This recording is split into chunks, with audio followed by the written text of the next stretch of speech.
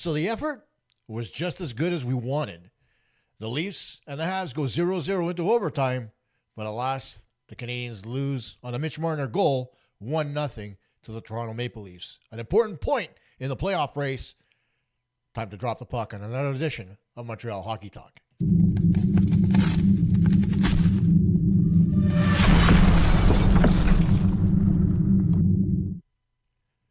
Buenos noches, muchachos.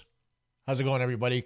Kosta here from Montreal Hockey Talk, and you know what? It was to be expected. I mean, second game in a back-to-back, there was a lot more energy on the ice for the Montreal Canadiens, and the one thing we could say, Jakob Dobes stole a point from the Leafs tonight. He was outstanding in goal for the Montreal Canadiens from the drop of the puck to start the game, and it's a little bit of a difference in his play, given how in the last couple of starts that he had, he seemed a little, shall we say, not too confident in goal. Tonight, completely different story. We saw the Jakob Dobes that came up from the AHL and looked like he was unbeatable. And tonight he was. He made a few spectacular saves when he needed to, kept his team in the game on a night when it doesn't seem like anything was going through for the Canadiens. And we'll talk about that a little bit later in the show. But I think the more important part that we have to take away from this is the fact that they did manage to salvage a point. So now the only team left in the playoff race is the Columbus Blue Jackets. And what the situation is, we'll discuss a little bit later, right before we get into our preview of Monday's game, which by all accounts will be absolutely fantastic. And the energy in the building against Chicago is going to be fantastic. But I digress. Getting back to tonight's hockey game, if there was something that was missing from this game, I think I would say it was Austin Matthews. He wasn't that dangerous against Montreal tonight. I saw more coming from John Tavares and Michael Nylander than I did Austin Matthews. And it's not normally the case with Matthews. He normally gets his shots. He normally gets his chances. He scored a few times. More often than not, he hasn't against Montreal. He hasn't really had that much success against the Canadiens. But it just seemed off, whether he's just tired or whether, he's saving his energy. I don't know. But it wasn't the Austin Matthews that I'm used to watching, right? The guy that scored 60 plus goals last season. It just doesn't look like him. And whether the injury earlier in the year has kind of, created that type of aura around him, I don't know. But at the end of the day, that was one of the things that Montreal had to be grateful for, because he wasn't the normal Austin Matthews. That said, once again, Michael Nylander was all over the ice for the Toronto Maple Leafs, creating chances all over the place. John Tavares got a couple of good chances in tight against Jakob Dobes, where Dobes sealed the post with his pad and took 2-3 shots from Tavares before the puck was even cleared. And so, and then you look at, I think the biggest part of this hockey game was the Toronto defense. And that's not something that we see very often. But I think the acquisition of Charlie Coyle, the addition early on in the season of Tanev, and of course the continued stellar play of Morgan Rielly has really solidified that group and brought them to a level they haven't been in a few years. And Stolarz was good in goal. I mean, he didn't have to face too much rubber, but, he was good in goal for Toronto when they needed him to be. So they're starting to look a little more dangerous than they normally did year after year. And so I'm kind of glad that Montreal is going to be in that last wildcard spot, most likely, instead of being where Ottawa is. I'd rather play against the Washington Capitals than I would the Toronto Maple Leafs, because that Battle of Ontario, it's going to be epic. So, it's good for the league. It's something that everybody, I think, should watch. So let's leave it at that. But getting back to, again, this hockey game, there's a lot that could be said about how the Canadiens played. They were in the middle of the ice a hell of a lot more than they were against Ottawa, and that's because early on you could see that Toronto really wasn't applying as much puck pressure as Toronto did last night. So the Canadiens had a little bit more of an easy time bringing the puck up the ice through the middle, passing cross ice, getting pucks through to forwards coming into the zone. And so, from that perspective, Montreal generated time with the puck in the offensive zone, despite the fact that they only had 15 shots on net. And that's not for a lack of effort. Again, I'll get back to that a little bit later. But, one of the things that I worry about with Montreal, and this is something that's been happening game in and game out, is the variance between the effort level. I mean, you saw effort tonight from pretty much every line, which was good. But then last night, it really didn't look like the first line was really engaged at all. And so that's where, you look at it and you say to yourself, well, what do we do? If they're going to get into a playoff spot, we need that first line to actually play well. And every team needs that. It's not just the Canadiens, right? But what was important tonight is that you also saw a little bit more effort from the second line. Again, Kapanen is playing extremely well out there, albeit, he hasn't been on the ice for all but 3 games this season. But he gets chances. He creates offense. He's good along the boards with the puck. Patrick Laine looked like he was a little bit more engaged than usual tonight, which is good. And then you've got Alex Newhook, who is the perennial I missed the net with a shot guy. So, I mean, if the Canadiens can fix these little problems that we're going to outline a little bit later here, I think by and large, they should be in pretty good position going into the playoffs, especially with their little secret weapon, hopefully, that's going to come into the lineup on Monday, which I will, again, get to later. But let's talk a little bit about the Canadiens' low shot output in the hockey game. And it's not necessarily low shot output. It's more along the lines of low amount of shots on goal. You could call it the Tanev effect because Brendan Tanev he blocks a lot of rubber, and he forces players to take shots that they really don't want to take. And add to that the fact that you've got Charlie Coyle back there as well, who's a big body who blocks shots as well. And, you take a look at it. If I look at the stats, the Leafs blocked 18 shots tonight. The Canadiens got 15 through, but they missed the net on 22 separate occasions. And, of course, leading the way, Yuri Slavkovsky with 4, followed by Newhook, Suzuki, and Caulfield, each with 3. And now, therein lies your big problem. I remember when I was young, which is a long time ago, former Quebec Nordique star and former Chicago Blackhawk Michel Goulet was talking on French TV about his dad and how stringent his dad was in his training when he was becoming a hockey player. And his father used to get so pissed off when he missed the net. And he would punish Michel for it, whether it was doing push-ups or doing chores around the house, whatever it was, he would punish him. So Goulet learned at an early age to make sure that his pucks hit the net and that his pucks got through.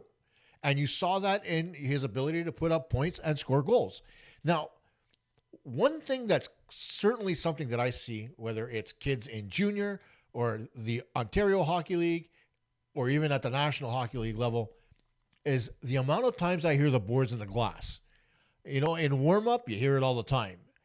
During the game, you hear it quite often because the biggest issue we've got in any form of hockey is that there's such a reliance on the butterfly, and the butterfly is all about angles and percentages. And so the fact that goaltenders are so good at covering their angles and making sure the bottom of the net is covered, what players are doing now is they're trying to thread the needle. They're trying to be so fine with their shots that, they miss or, they end up getting it blocked because they're not getting it high enough off the ice. There's no elevation. And that's where the Canadiens lack a little bit of finesse. Now, one thing that I always taught my players, and something that if you coach hockey, you should teach them as well, is that the net's not necessarily 4x6. And in saying that, I mean, it is 4x6. But you're shooting at 5x3 so that you don't miss the net. And I learned that from Sean Anderson, who played quite a bit of games in the National Hockey League. But the other thing I used to teach my players as well is that when you shoot the puck, don't look to go top cheese and don't look to go low along the ice. Get your shot about a couple of feet off the ground. What's the worst that's going to happen? You're either going to miss your target high, you're going to miss it low, but you're not going to miss the net. And so I started teaching my kids that when I was coaching them in Pee Wee. And by the time they got to midget, a lot of those guys didn't really miss the net as often as they used to. And that's kind of where we are here, is that the Canadiens, despite the fact that they're getting good shot output, I mean, if I do the math quickly, it's 37 37 plus 18, 55 attempted shots on goal in the hockey game, which is still relatively low, but it's a good number. Okay, you can't say that they didn't make an effort to get shots in. And so even with those 55 attempts, 40 of those were either blocked or didn't get through. And a lot of that has to do with shot selection. There was a moment in the game where Alex Carrier had a good look at the net, and he shot the puck along the ice where it was blocked by the skate of Morgan Riley. And you know, at minimum, you know, a defenseman should get the shot off the ice the height of somebody's skate, so that ability to block it with your skate just by turning your blade is not a factor. But that's what happens quite a bit with Montreal. The other part with Montreal is they take so long to decide whether or not they're going to shoot or pass that defending players have a chance to get in their way. And it comes to the ability, again, of players to be able to read and react to what's going on around them.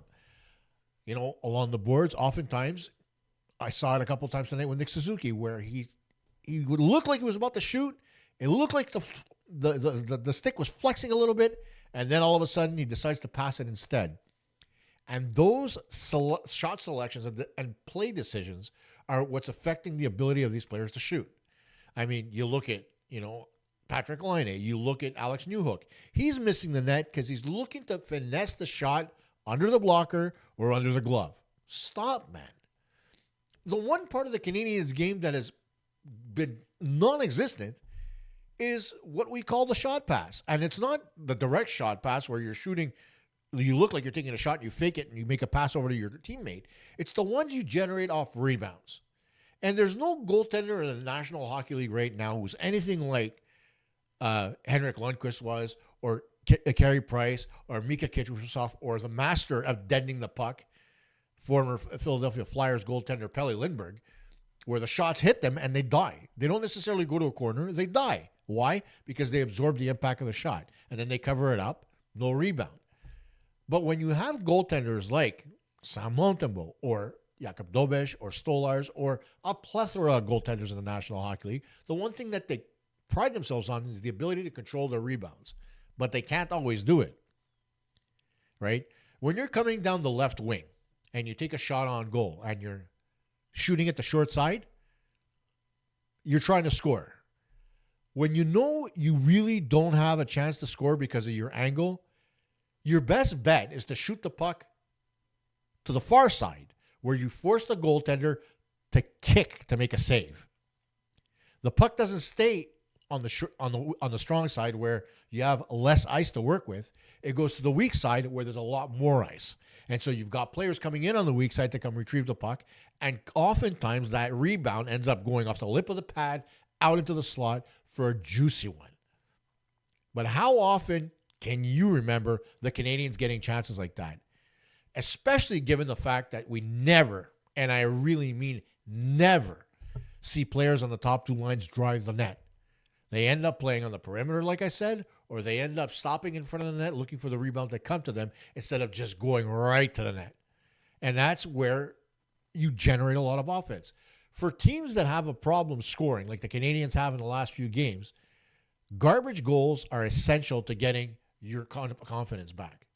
The Canadiens need a few of those right now just to get a little bit of confidence. They don't need a lot because they're playing relatively well, and they did just come off a 6-game winning streak, right? Other than the loss the other night to the Ottawa Senators and the OT loss tonight to the Leafs. So they got losses in their last two, just a single point. But before that, 12 straight points. And not necessarily because they played super well.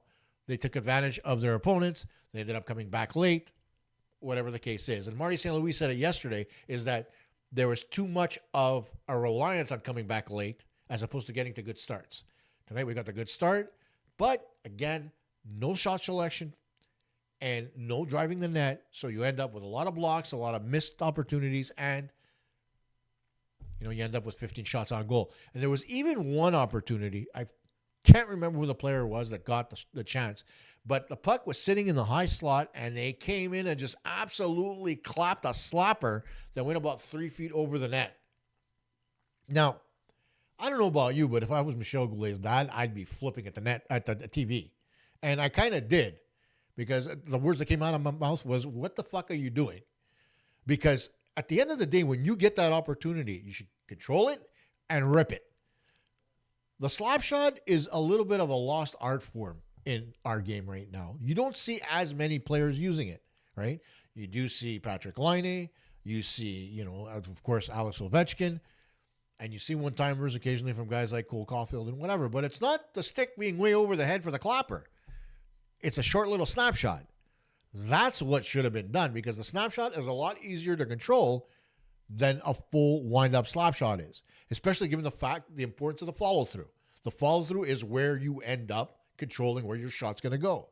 If you're just coming in there and wailing at the puck to try to get it on net, I guarantee you your stick is going to go out of control on the follow-through, and so is your puck. So it's important for the Canadiens to get better shot selection and be able to get pucks on goal and generate rebounds. It's essential for them to get a garbage goal. I want to see Brendan Gallagher muck it up and get in there and just poke it in between the legs of the goaltender, right? Or Josh Anderson drive in, put it home, and then crash into the net. Something to that effect. And we almost saw Anderson do that tonight, but they got to generate some rebound opportunities. They got to get more shots on net, and they don't have to be overpowering. They just have to be in the right location to generate a rebound. Don't put it in the glove. Put it just below the glove. Force the goalie to bring his hand down. Or, better yet, keep it about 6 to 8 inches off the ice. Force the goaltender to stop it with his pad. Simple as that. Now, moving on to what the playoff picture looks like right now for the Montreal Canadiens, it's pretty clear, right? The only team that's anywhere close to the Canadiens is the Columbus Blue Jackets. The Blue Jackets with a huge 7-0 win today over the Washington Capitals in what's going to be a back-to-back home and home. They played in Columbus tonight. Tomorrow they play in Washington. And you know that the Washington Capitals are not going to sit idly by after a 7-0 drubbing, right? And that's kind of where you kind of look at Columbus going like, what the hell are you guys doing trying to, poking the bear? You don't want to do that, especially when you're in a playoff race. And so I expect Washington to come out and be a lot better at home against Columbus. And Columbus is do or die. They can't afford to drop a single point. So any type of loss tomorrow to Washington and the Canadiens clinch their playoff spot and they end up in the second wild card. What does that mean for Montreal? Well, it means that Montreal ends up playing as the aforementioned Washington Capitals. And that's the better matchup for them as opposed to playing against the Leafs because, it's the Leafs. We see it all the time. I want to see some variety. Of course, the last time they played the Leafs in 2021, we all know what happened. 3-1 series lead, and the Leafs blew it, as they normally do. But this time around, against a team like Washington, it could be a little different. And it changes the whole dynamic, especially after everything that Ovechkin went through this season to break Gretzky's record, and congratulations to him on that. And so it's kind of like the ideal situation for Montreal. Montreal historically has had success against the Capitals in the playoffs. We remember back in, I believe it was 2010, when the Canadiens beat the Capitals in 7 games, when the Canadiens had no business doing that after they had gotten through a 7-game series and beat the Pittsburgh Penguins. So, all that on the back of Yaroslav Halak. So they do have a little bit of a success against the Washington Capitals. And granted, the Capitals do not have superstar goaltending right now. So, and their defense is suspect. So they're right for the picking. If they don't score enough goals, the best defenseman they have is John Carlson, right? And so all you need to do is go out there and be able to mitigate what Carlson can do. And things change a little bit. There's no more Nicholas Backstrom. There's no more TJ Oshie. So the options to generate offense are limited.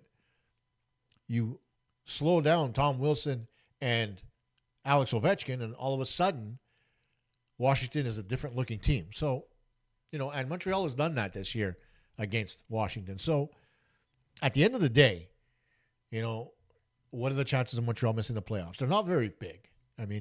Right now, I think they sit at 94.6% of making the playoffs, and the only team, like I said. Just today, the Islanders and the Rangers got eliminated. The Rangers losing to Carolina 7-3, and the Islanders dropping a 2-1 overtime game. I forget who their opponent was, but it was the Flyers. There you go. The Flyers beat them 2-1 in overtime.